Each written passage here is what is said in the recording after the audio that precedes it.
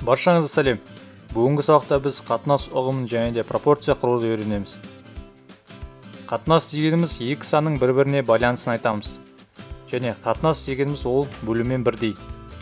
Мысалға, 5-тің 3-ке қатынасы дегенді біз 3-тен 5 бөлшек ретінде жазсақ болады. Қатынасқа бір мысал келтірейік. Мысалы, 7 метр ағаш берілсін. Оның біз 2 метрін кесіп алсақ, қанша бөлігі кесіліп алынды деген сұрақ болсын. Әрине 5 метр қалады, 2 метрін кесіп алсақ 7 метрден. Сондықтан оның 7-тен 5 бөлігі қалып қояды, ал 7-тен 2 бөлігі оның бізде бөлініп қалады. Егер 7-тен 2 мен 7-тен 5 қайттан қосатын болсақ, онда 1 бүтін шығады бізде, 1 бүтін ағашымыз. А сегодня, в завтрашний день, не все могут смотреть. Вернее, смотреть могут не только лишь все. Мало кто может это делать. Пропорция дегеніміз ол екі қатынастың бір-біріне теңдігі. Мысалға, 1 мен 5-тің қатынасы 2 мен 10-ның қатынасына тең.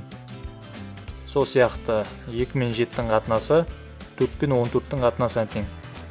4 пен 14 деген енді 4-ті де 14-ті 2-ке қысқартатын болсақ, ол 7-тен 2-ке тең. Сонда 7-тен 2, 7-тен 2-ке тең деген секілді. Пропорцияға байланысты қандай есептер келуі мүмкін? Мысалға, мынандай есеп келуі мүмкін. X-тің 5-ке қатынасы 2-нің 10-ға қатынасына пропорция, және X-ті табу керек деген секілді есеп келуі мүмкін. Бұл жерде X-ті табатын болсақ, қарама арсандарын көбейтеміз. X-ті 10-ға өтеміз, және 5-ті 2-ге өтеміз. 5-ті 2-ге өткенде 10, және бұлай ойлаймыз.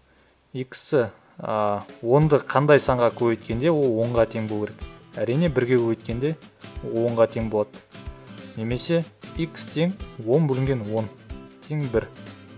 Осындай есептер келуі мүмкін. Әрине бұл қиын тақырып емес, сондықтан түсінікті деп ойлаймын. Назарларыңызға рахмет, сау болыңыздар. Видеоның астына лайк қойып, біздің YouTube каналға тіркеліп, және жаңа видеоларды күтіңіз. Intense Maths онлайн курсы сіздермен бірге. Математиканы бірге үйренейік.